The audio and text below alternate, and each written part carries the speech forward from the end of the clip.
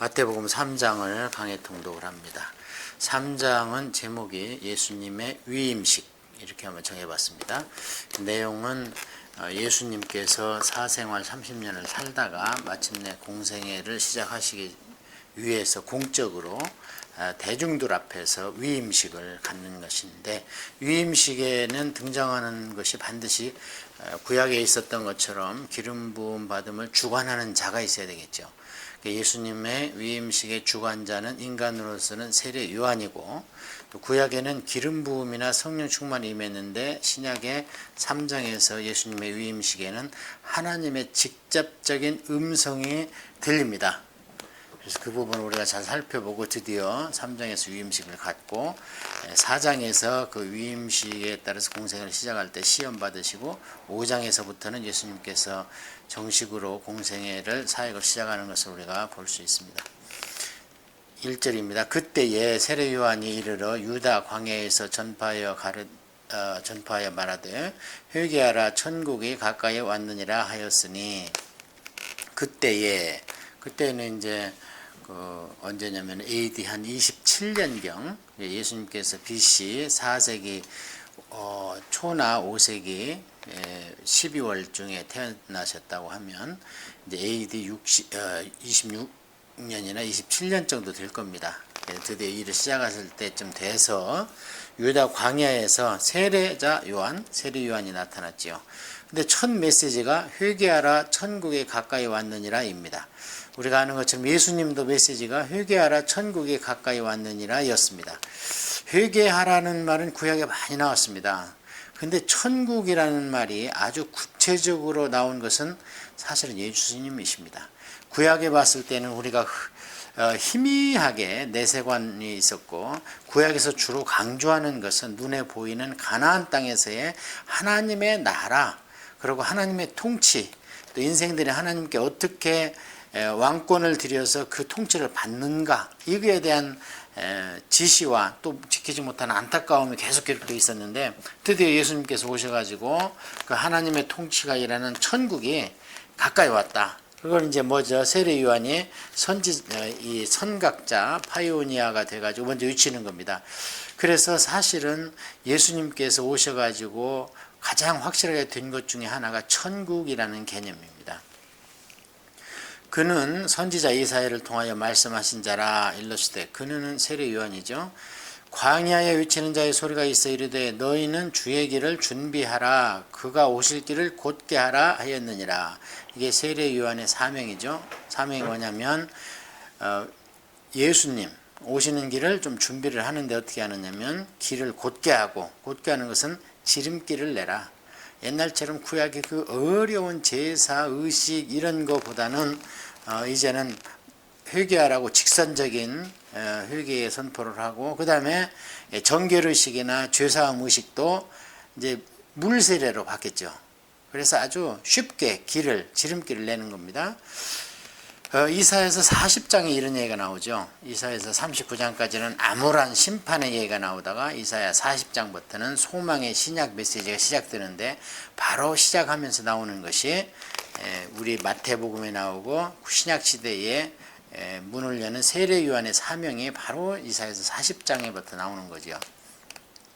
이 요한은 낙타털 옷을 입고 허리에 가죽띠를 띠고 음식은 메뚜기와 석청이었더라.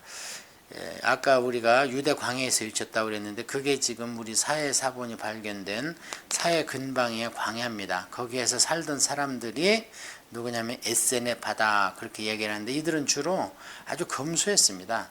그러니까 바리새인이고 사두개인이고 열심당이고 이런 부류에, 세상적인 부류에 속하지 아니하고, 우리는 그냥 광야에 가서 집단으로 그냥 그 구약 성경에 맞는 삶을 살자 하면서 가가지고 성경 사본을 많이 필사한다든지 이런 사명을 감당했습니다.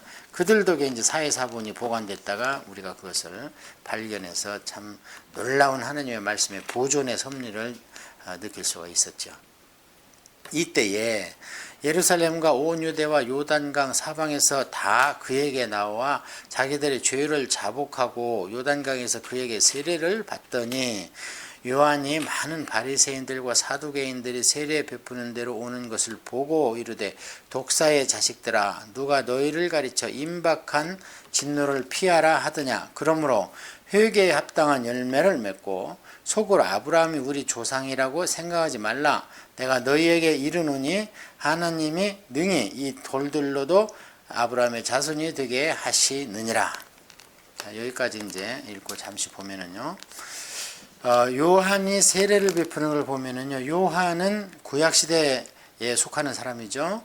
그래서 예수님께서도 율법과 선지자는 세례 요한 때까지다 하면서 율법과 선지자 그러면 구약의 대표적인 거 아닙니까? 그래서 세례 요한 때까지도 시대적으로는 구약 시대다. 신약 시대라는 것은 예수님 올라가시고 성령님 오시고 교회가 탄생했을 때부터 이제 신약으로 우리가 치는 거예요. 시대적으로. 그래서 보면은 놀라운 사실은 회개하라 했을 때에 소 잡고 양 잡고 이런 게 아니죠. 요단강에 와가지고 사람들이 자기 죄를 자복하면 요단강에서 세례를 베푸는데 이제 밥티조 그래갖고 이 원어적으로는요 물에다 팍 담그는 겁니다. 지금처럼 머리에다가 그냥 손으로 이렇게 찍어 바르는 게 아니고 물에다 팍 담궈서 올라오면 이제 그렇다면 무슨 의미가 있겠어요? 씻는 의미가 있는 거죠. 물로 들어가서 이제 회개하고 자복하고 정결케 하고 하는 것은 씻는 의미가 있는 거죠. 그래서 이것은 아직도 불완전한 세례라는 거예요. 우리가 성경 공부를 우리 에스라 성경원에서 하신 분들은 알겠지만 성경에서 이야기하는 세례는 세 가지가 있습니다. 첫째는 여기에 나와 있는 세례 요한의 세례가 있습니다. 이것은 우리가 지금 공부하는 것처럼 구약의 죄사함의 의식이 지금 길을 곧게 하는 것처럼 지름길을 내는 것처럼 아주 진정으로 회개하면 이제 양 잡고 소 잡고 하지 말고 물에다 푹 담궜다가 일어나라. 그러면은 정결케 된다. 이런 것이 있고 그 다음에 이제 이 세례는 구약이죠. 구약의 그런 제사 의식이 이렇게 더 확장됐다 볼 수 있는데요. 이거 가지고는 안 된다 그러죠. 사도 바울이 에베소 교회 교인들한테. 그래서 무슨 세례를 받아야 되냐면 예수 그리스도 이름의 세례를 받아야 된다 그렇게 이야기를 합니다. 그래서 예수 그리스도 이름을 세례를 받는 자에게는 하나님이 강권적으로 성령 세례를 베푸신다. 그렇게 계속해서 그 세 가지 세례를 얘기하는데 그럼 예수 그리스도 이름의 세례는 무슨 세례인가? 첫째는 신약에 반드시 받아야 될 세례입니다. 그 다음에 그러면은 그 성격은 무엇인가? 바울 서신을 보면은요, 우리가 오늘날 교회에서 비록 약식으로 물을 찍어 바르지만 그 세례는 예수 그리스도 이름의 세례입니다. 그래서 바울 서신에 의하면 그 세례는 곧 우리가 죽는 세례라는 거예요. 세례 요한의 세례는 씻는 세례면 예수 그리스도 이름의 세례는 죽는 세례예요. 십자가에 함께 못 박히고 그 다음에 그게 어떤 세례인가? 부활에 동참하는 세례라는 거예요. 아주 놀랍지 않습니까? 예, 그러고 나서는 이제 천국이 우리 안에 임했기 때문에 성령 세례를 하나님이 주신다. 그래서 우리는 신약 시대에는 성령 세례까지 반드시 받아야 우리가 이 땅에서 하나님의 자녀로서 권세와 권능, 권세와 능력을 겸한 그런 삶을 살 수 있는 겁니다. 그 여기에 보면은 이제 오늘날도 믿음의 고백이 없이 그냥 세례를 많이 이렇게 남발하는 것을 볼 수 있는데 세례 요한이 그걸 질책하고 있는 거예요. 지금 이 바리새인과 사두개인들아 보니까 너희들은 죄도 자복하고 행동의 변화도 있는 것도 아니고 없는데 자복하지도 않고 행동도 변화가 없는데 와서 머리만 내미냐 와서 그냥 물속에만 들어갔다 나오려고 하느냐 그렇다고 해서 너희가 임박한 진노를 피하겠느냐 그러면서 회개한 합당한 열매를 먼저 맺어라 하면서 야단치는 것을 볼 수 있습니다. 그래서 이 당시만 해도 세례 요한은 예수님께서 칭찬하시기를 선지자 중에 최고라고 그랬죠. 그런데도 불구하고 세례 요한의 메시지를 보면은요. 하나님이 오시고 메시아가 오시는 것은 세례 요한은 알죠. 왜냐하면 구약의 예언의 성취로 왔기 때문에 그 뒤로는 바로 메시아가 오는데 그 메시아의 성격을 우리가 여기서 엿볼 수 있습니다. 어떻게 엿볼 수 있냐면 자 천국이 가까워 있는데 그 성격은 무엇이냐? 임박한 진노라는 거예요. 그래서 세례 요한도 예수님이 오셔가지고 이사야서 53장에 나와 있는 어린 양이 돼가지고 우리를 대속을 위한 십자가를 지어야 된다는 것까지는 아직 그 메시지가 희미합니다. 오면은 그냥 모든 것을 다 끝내버리는 왕적 메시아를 지금 이야기하고 있는데, 그래서 우리가 어디에서 엿볼 수 있냐면, 조금 더 공부하다 보면은 세례 요한이 옥에 갇히고 한 1년 반 동안 갇혀 있어요. 사실은 헤로드 왕이 죽이기를 두려워하잖아요. 갇히고 있을 때 예수님의 사역을 보고 한 1년을 감옥에 있는데도 임박한 진노로 세상을 멸하지 않고 하니까 제자들을 보내서 정말 우리가 기다렸던 메시아가 당신 맞습니까? 하고 물어보지요. 그러니까 예수님이 그래 나다 이렇게 말씀을 안 하시고 내가 하는 것을 가서 세례 요한한테 얘기를 해라. 그건 뭐냐면 구약 성경의 대속과 어린 양으로 오는 사역을 지금 내가 행하고 있지 않느냐.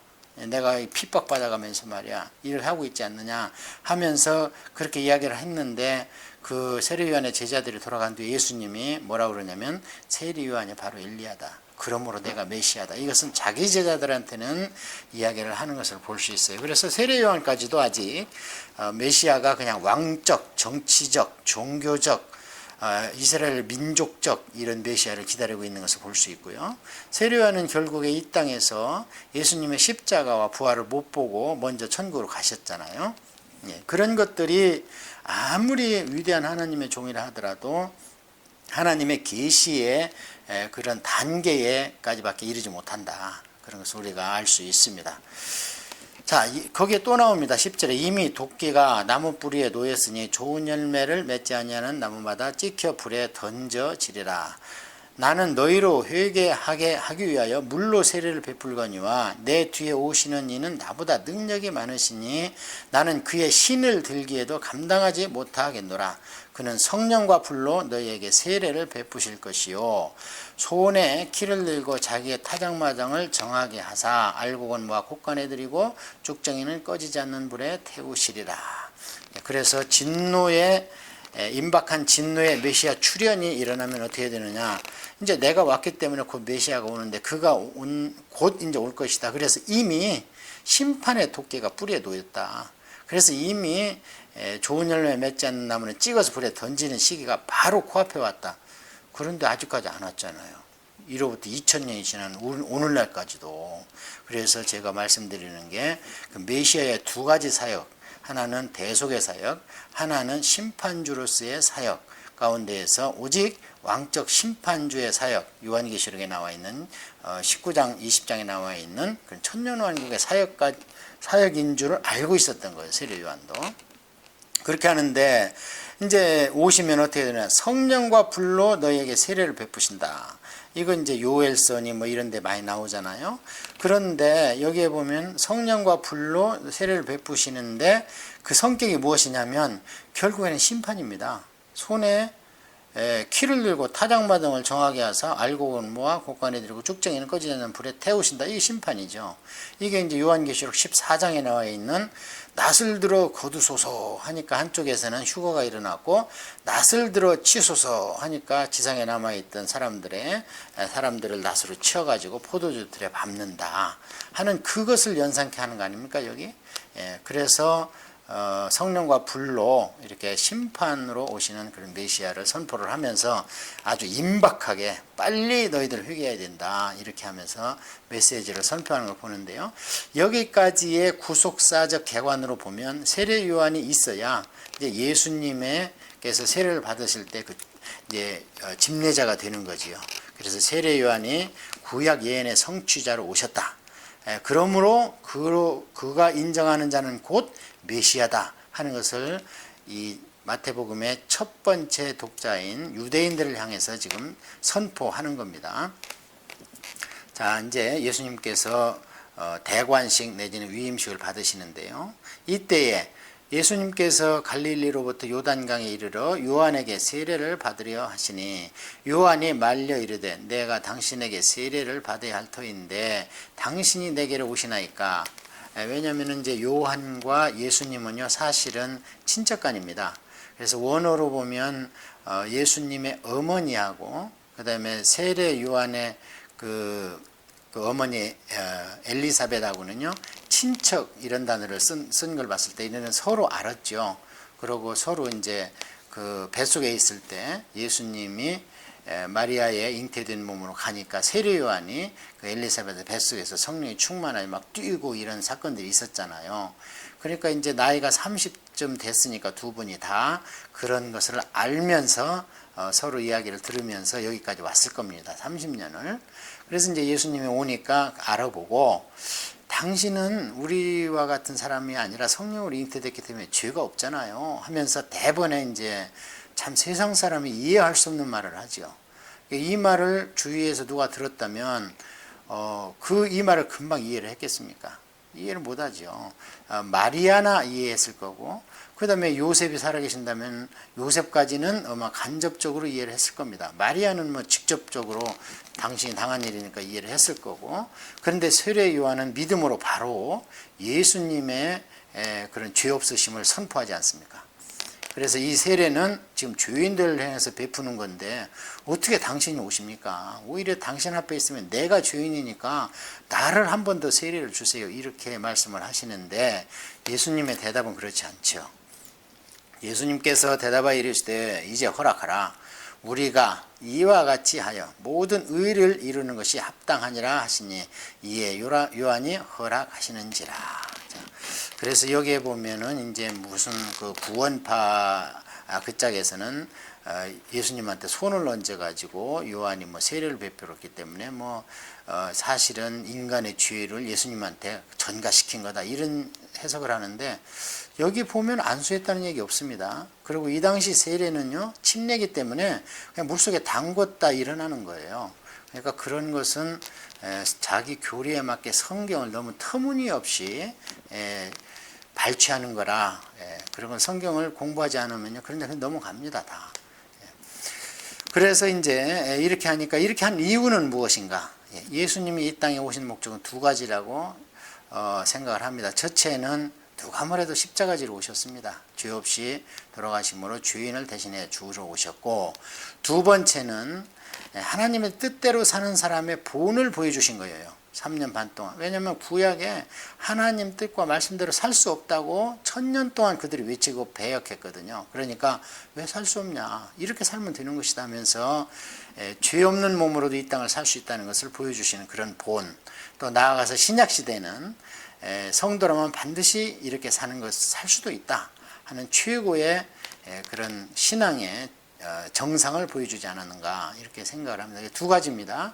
모범적인 삶과 대속의 삶. 16절입니다. 예수님께서 세례를 받으시고 곧 물에서 올라오실 새 하늘이 열리고 하나님의 성령이 비둘기 같이 내려 자기 위에 임하심을 보시더니 하늘로부터 소리가 있어 말씀하시되 이는 내 사랑하는 아들이요 내 기뻐하는 자라 하시니라. 자, 예수님이 세례를 받으시니까 처음으로 지상에서 세례받는 처음으로 인류가 생긴 이래 처음으로 물 세례를 받을 때 성령 세례가 임하는 것이 눈에 보였다는 거예요. 그래서 보였는데 어떻게 비둘기 같이 왔다는 거예요. 비둘기가 온 게 아닙니다. 비둘기 같이 온 거예요. 마가의 다락방에도 불이 갈라져서 불같이 바람 소리 같이 이렇게 표현이 되어 있죠. 여기도 비둘기 같이 성령님이 오셨는데 그것을 봤습니다. 누가 봤는지는 예수님께서도 보시고 이제 그 다른 복음서에 보면 세례 요한도 봤다 그래요. 비둘기같이 성령 임하는 걸 보면 내가 보낸 자임을 알라. 그런 구절이 있을 때 세례 요한은 이미 말씀으로 메시아한테 내가 세례를 줄 때 아마 하늘에서 성령이 임할 것이라는 것을 이미 알고 계셨던 것 같습니다. 다른 복음서에 보면.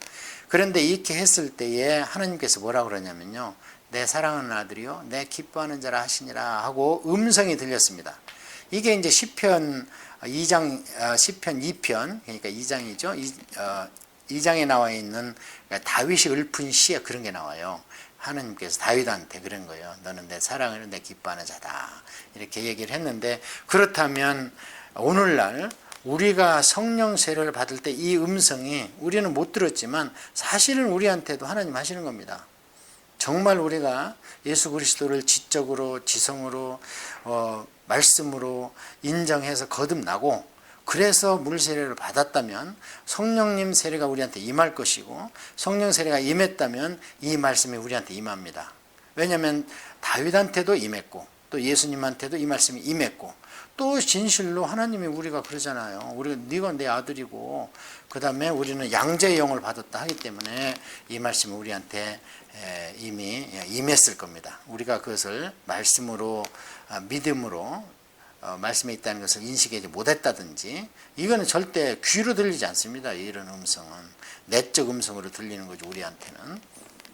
그래서 3장은 예수님의 위임식에 있는 그런 우리한테 주는 교훈을 우리가 살펴봤고 중요한 것은 우리 세례의 의미가 무엇인가 이것을 우리가 오늘 확실히 알았습니다. 그리고 우리가 이미 예수 그리스도의 이름에 세례를 받고 주로 시인했다면 성령 세례를 우리가 반드시 체험을 해야 됩니다. 그래서 거기에 머물지 말고 이제 신약 시대고 영적으로 절기로도 오순절도 다 지나간 시대를 우리가 살고 있기 때문에 우리는 반드시 마가의 다락방에 성령 충만 세례를 한 번은 경험을 해야 됩니다. 그래서 이런 것을 볼 수도 있고 느낄 수도 있고 알 수도 있게 옵니다. 그 뒤에는 말씀과 기도로 우리가 그것을 충만하게 지속해 가라 하는 게 바울의 메시지죠.